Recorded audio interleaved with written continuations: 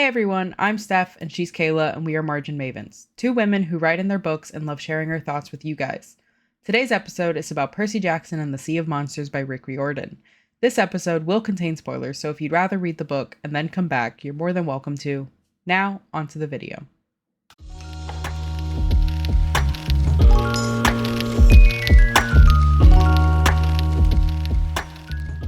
Okay, so The Sea of Monsters by Rick Riordan is the second book in the Percy Jackson series. It is the shortest one of the series. What did we think about it? It was a book that It was we a read. book. That's Yeah. So for the listeners, Percy in the first book is successfully able to return not only the lightning rod of Zeus, but also the helm of darkness to Hades. And he walks into the second book going like, great, I did my thing. I'm good now. Everything's chilling, right? Everything was in fact not chilling, because right as he's about to get his first time ever finishing at a school, terrible things happen. People come and attack him. He ends up having to go back to Camp Half-Blood early and finds out that the border, right? So the magical border that keeps humans and monsters out is not working anymore, or not working as well. And so they find out that somebody has actually poisoned Talia's tree.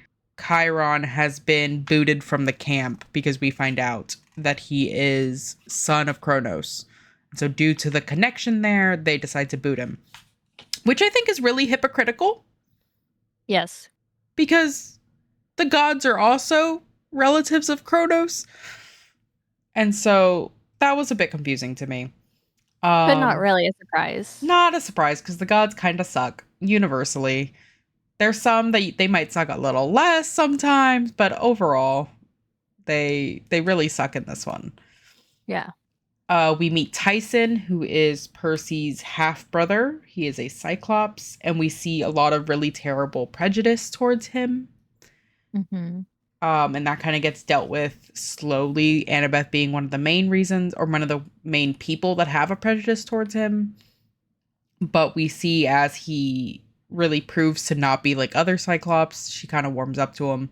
And we also find out that it kind of makes sense as to why she has this prejudice, or why she'd be a little bit more afraid of him, because of her history with Cyclopses. But I do like that she's able to move past that. We get Hermes. This is where we finally meet Hermes, and he believes that Luke can be redeemed. He is hoping beyond hope that his son will not do the terrible things that he is talking about doing. Correct. But Luke is a butthead and continues to just plow down this bad path, despite knowing that people are going to die and that he has poisoned Talia's tree and all of these things. There are some problematic points in the Sea of Monsters, particularly a couple usages of the R slur by the bully. I think even back then, that was a no-no. It was a no-no, and I think that's specifically why there was a choice to make it to where the bully was saying it. But it still kind of caught me off guard, because it's just not something that I hear, I guess, anymore. There's another instance where Ares raises a fist in Clarice's bubble, and she kind of flinches, so it leaves questions as to whether he's actually ever laid a hand on his children, or if it's just because he's the god of war that the promise of violence was enough to make her flinch. Overall, I think Sea of Monsters is my least favorite of the series. It's a very quick read. I think I read it in one sitting. And yeah. I mean, it sets the path for the rest of it. We find out that Talia comes back to life because of the Golden Fleece. We find out that there's this big prophecy basically saying that one of the children of the big three is going to either be the savior of Olympus or its downfall. And so obviously knowing Percy, that becomes a question of we as the audience thinking, okay, is it going to be Percy? He's the only one that exists. And then Talia comes back to life and we go, okay, she's not the only one that exists. Um, so I mean, it lays the brickwork for the following books in the series Correct. in a way that wasn't terrible, but wasn't one that I'd be interested in reading again. No, yeah, I think reading it twice is enough for me. I Yeah. don't think I need to read it more than that.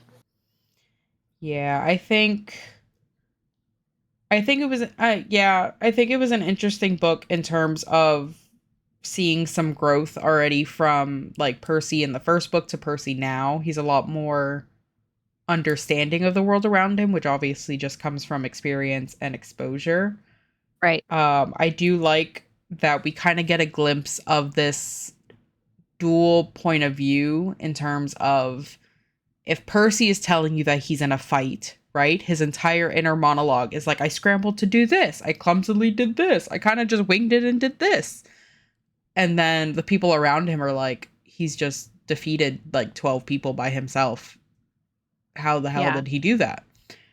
Um, and so I think we started to see a glimpse of that during I can't think of the scene right now, but Grover like makes a point of saying like, how did you do that? And I think it kind of nods to the fact that Percy does not see himself in the light that other people are starting to see him. There's a reason that other people He are doesn't starting see to like, himself as a hero. yeah, he doesn't see himself as a hero or particularly skilled. Correct. Um, and so I think that is kind of interesting to see it like playing out. But I am looking forward to reading The Titan's Curse because we get to know more about Talia. We get to kind of hear more about her story and see her personality kind of shining through.